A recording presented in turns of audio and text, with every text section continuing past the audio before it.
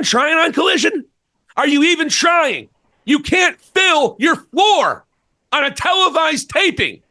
How is that possible that you don't see a gosh damn problem? Tell me, just make it make sense, Tony. How is this making any sense? Hi, Spots and Cheap Pops, you're on the air. But, it's funny you bring up crowds because I was at a show last night, Vladdy Dottie. Give it up for John Luxa. I don't know if it's Luxa or Luxa. I never asked him. But our boy John Luxa got me a free ticket. It was 8th row, dead center. Nice. And it was free. And the entire section was free. They still didn't fill up the last row on the bottom. It was, I appreciate the AEW diehards. I had a great time with so many of them. We had some great conversations. It's more of an adult crowd, not a lot of kids there. Yeah. I mean, there's not many people there, to be honest. But not a lot of kids there. You had some people dressed up like Sting for some reason, like he's still wrestling or something. You had 2 people dressed up like Sting. I met a guy named Mike. Give a shout out to Mike.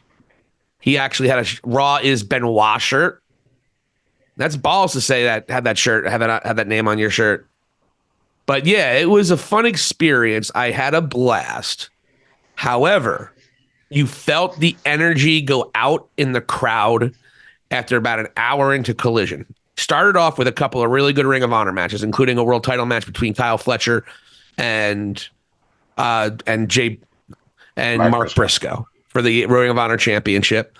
The Bang Bang Gang showed up. Juice Robinson is as entertaining as hell. So you had 2 really good warm-up matches for Ring of Honor. That was good. And then you had the opener. It was Brian Cage and Will Ospreay. And it was a banger. If you were watch Collision, it's the first match of the night. You're not going to be disappointed. A great match. I think Brian Cage is criminally underused. Hopefully that changes. But they had a great match. And then just the next couple of, you had Tony Storm come out and of course, Christian Cage was there. There were a lot of great performances, but then about the hour, all the matches stopped being interesting. It just started having no people that have never been on American television before getting beat. That you knew were going to lose. I don't even remember the one dude, the guy that Okada beat. Okada beat somebody from CMLL. I don't remember his name. That was the main event. How are you having Okada, who's still brand new, fresh face on American television? How are you putting Okada as your main event and expecting me on a Saturday night to sit there and watch it, or having him have my remote control with my DVR and not press fast forward? Yeah, it's a joke.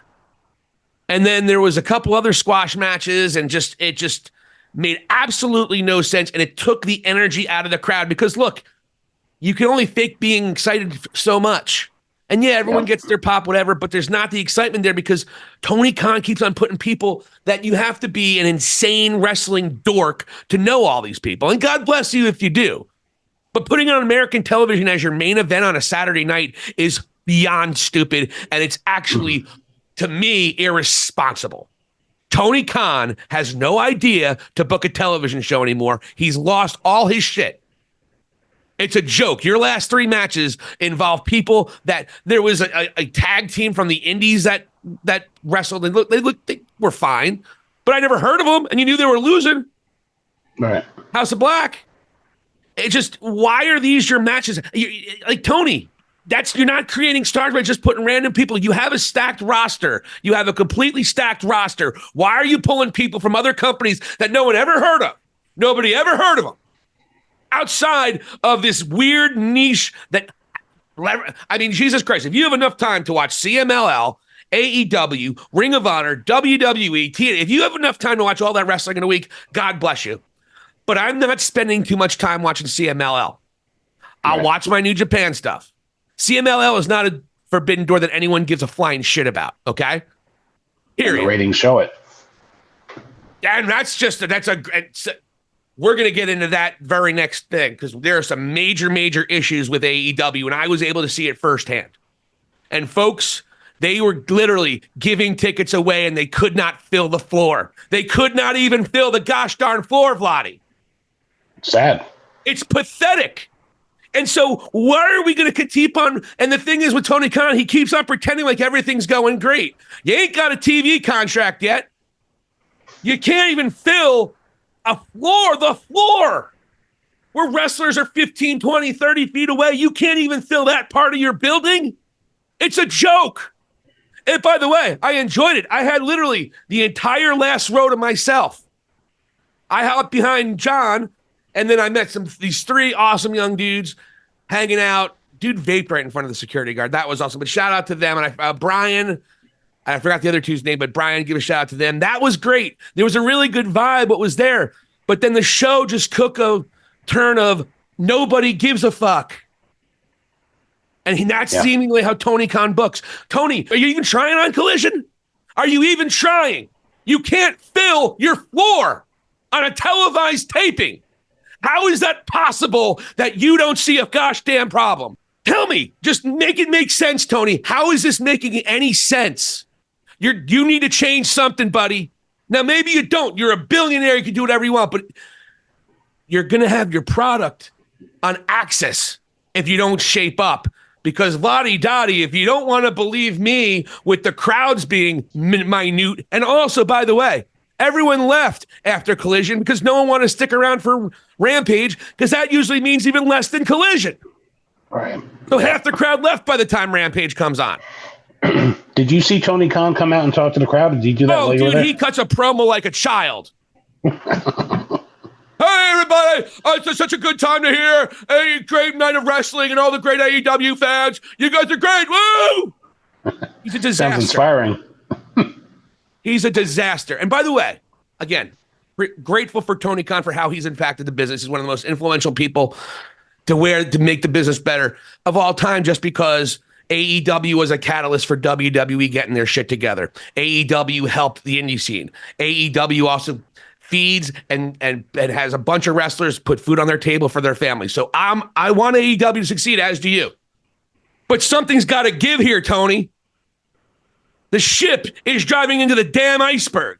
And if you don't believe me there just because they couldn't even sell out the floor sections, by the way, no section was filled on the floor. There wasn't one. They were mostly filled, 80%, 90%. But the floor isn't even filled. How is that possible in a professional wrestling show on television? But if you don't believe me there, buddy, why don't you tell me how great the AEW Dynamite ratings were this week? They were able to go and grab the attention of 500,000 people. Whoa. 502,000. I'm sorry, I forgot about that other two. It's media people like you that are trying to spin it to make AEW look like they're failing. I'm sorry. Yeah, they need every viewer they can get at this point. 502,000 people tuned in to Dynamite, which was led off by MJF's first match from an injury. And he's about to get injured again by doing stupid flips onto the damn floor. Yeah, man. I was watching that, and I'm like, why do they have to go and bust their nut on his first net match back? That's where the best wrestle. Evidently. Apparently it's the best from the indies and CMLL, though. Yes. And that's part of the problem. Thinking about the ratings and how it's been nosediving, especially as we're headed towards Forbidden Door. Listen, you're the New Japan guy. I know New Japan through you. You've told me, hey, watch this, watch that. Thank you, and I appreciate you guiding me through it. However, CMLL has even a smaller crowd watching it, and now you're looking to elevate them for some reason at the expense of your own show. Yeah. Why? Disaster. I don't get it. Thank you so much for watching High Spots and Cheap Pops. For Vladi Dottie, this is Silicon Steve Alley. Hit the subscribe button and let us know what you think. Thank you for watching, and here endeth the lesson.